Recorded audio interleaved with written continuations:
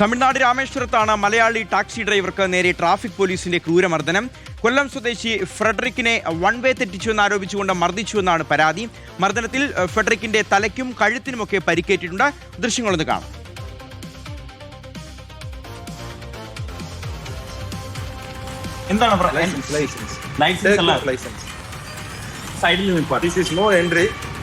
அது இவ்வளவு பெரிய பஸ் போகுது, இது நோ என்ட்ரியா? கவர்மெண்ட் பஸ் எந்த ரூல்?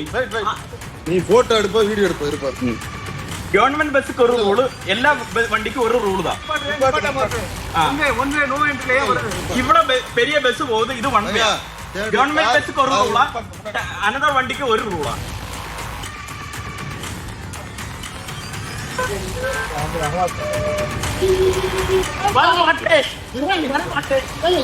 என்னை வர அடிச்சுட்டு சார், நான் வர மாட்டேன். நீங்க எதுக்கு என்ன அடிச்ச? நான் வர மாட்டேன்.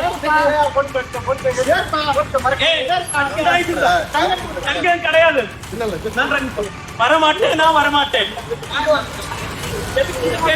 உள்ள போடுன்னு எனக்கு தெரியாது. நம்பிக்கை இல்ல, நான் வர மாட்டேன்.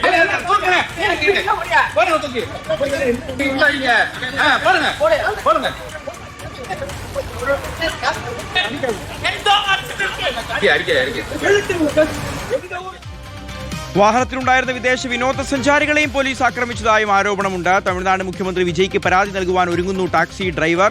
ദീപക് മോഹൻ ഈ വാർത്തയുടെ വിവരങ്ങൾ നൽകും. ദീപക്, ഈ ദൃശ്യങ്ങൾ ഉള്ളതുകൊണ്ട് കാര്യങ്ങൾ നമുക്ക് കൃത്യമായി വ്യക്തമാവുന്നുണ്ട്. അതായത് ആ വഴിയിൽ മുമ്പിൽ ബസ് പോകുന്നത് കൃത്യമായിട്ട് നമുക്ക് കാണാം. അപ്പോൾ ബസ്സിന് ഒരു നിയമം, കാറിന് അല്ലെങ്കിൽ ടാക്സിക്ക് മറ്റൊരു നിയമം എന്നൊന്നും ഇല്ലല്ലോ. അതുപോലെ തമിഴ്നാട്ടുകാർക്ക് റോഡിൽ ഒരു നിയമം, മലയാളിക്ക് മറ്റൊരു നിയമം, അങ്ങനെയും ഇല്ല. എല്ലാവർക്കും നിയമം തുല്യമായിരിക്കുകയും വേണം. ഇതിപ്പോൾ ട്രാഫിക് പോലീസിന്റെ പണിയല്ല, ഗുണ്ടാപ്പണിയാണ് ഇവർ ചെയ്തിരിക്കുന്നത്. എന്താണ് പിന്നീട് ഉണ്ടായത്? കൊല്ലം കഴുത്തല സ്വദേശിയായ ഫ്രെഡറിക് എന്ന ടാക്സി ഡ്രൈവർക്കാണ് തമിഴ്നാട് രാമേശ്വരം പോലീസിന്റെ ക്രൂര മർദ്ദനമേറ്റത്. കഴിഞ്ഞ ജൂൺ 11-ാം തീയതിയാണ് ഈ സംഭവം നടക്കുന്നത്. തിരുവനന്തപുരത്ത് നിന്ന് ഈ വിനോദസഞ്ചാരികളായി ആസ്ട്രേലിയയിൽ നിന്നെത്തിയ ആളുകളെ വാഹനത്തിൽ മധുരയും ഒപ്പം കന്യാകുമാരിയിലുമൊക്കെ കാണുന്നതിനായി, സന്ദർശിക്കുന്നതിനായി പോയതായിരുന്നു. അതിനിടയിലാണ് രാമേശ്വരത്ത് നിന്ന് പോയി പിന്നീട് ധനുഷ്കോടി പോയി തിരികെ മടങ്ങി വരുന്നതിനിടയിൽ രാമേശ്വരം ടെമ്പിൾ റോഡിന് സമീപത്ത് വെച്ച Tamil Nadu traffic police, Rameswaram traffic police വാഹനം തടുത്തു നിർത്തി ഈ യുവാവിനെ ക്രൂരമായി മർദ്ദിച്ചത്. അവർ പ്രധാനമായും പറഞ്ഞ കാര്യം യുവാവ് വൺ വേ തെറ്റിച്ച നോ എൻട്രി വഴി വന്നു എന്നുള്ളതാണ്. എന്നാൽ ആ ദൃശ്യങ്ങളിലൊക്കെ നമുക്ക് വ്യക്തമാണ് പോലീസുകാരുടെ പിറകിലും യുവാവിന്റെ വാഹനത്തിന് തൊട്ട് പിൻഭാഗത്തുമൊക്കെയായി നിരവധി വാഹനങ്ങൾ അവിടെയുണ്ട്. ട്രക്കുകളും ബസ്സുകളും ഓട്ടോറിക്ഷ അടക്കമുള്ള വാഹനങ്ങളൊക്കെ കടന്നു പോകുന്നുണ്ട്. ഇത് യുവാവ് ചോദ്യം ചെയ്തതാണ് പോലീസിനെ വലിയ രീതിയിൽ പ്രകോപിപ്പിച്ചത്. പിന്നീട് പോലീസ് വാഹനത്തിൽ വെച്ചും അവിടെ നിന്ന് യുവാവിനെ വലിച്ച് ഇഴച്ച് ഓട്ടോയിൽ കയറ്റിയും ക്രൂരമായി മർദ്ദിച്ചു. അതിന് തൊട്ടു പിന്നാലെ യുവാവ് മദ്യപിച്ച് വാഹനം ഓടിച്ചു, അപകടകരമായ രീതിയിൽ വാഹനം ഓടിച്ചു എന്ന കേസുകൾ ചുമത്തി പോലീസ് കള്ളക്കേസ് എടുത്തിട്ടുണ്ട്. ഈ സമയത്താണ് യുവാവ് പിന്നീട് തൊട്ടു പിന്നാലെ സമൂഹ മാധ്യമങ്ങളിൽ ഇത്തരത്തിലുള്ള ദൃശ്യങ്ങൾ, പോലീസ് ക്രൂരമായി മർദ്ദിക്കുന്നത് അടക്കമുള്ള ദൃശ്യങ്ങൾ പങ്കുവച്ചത്.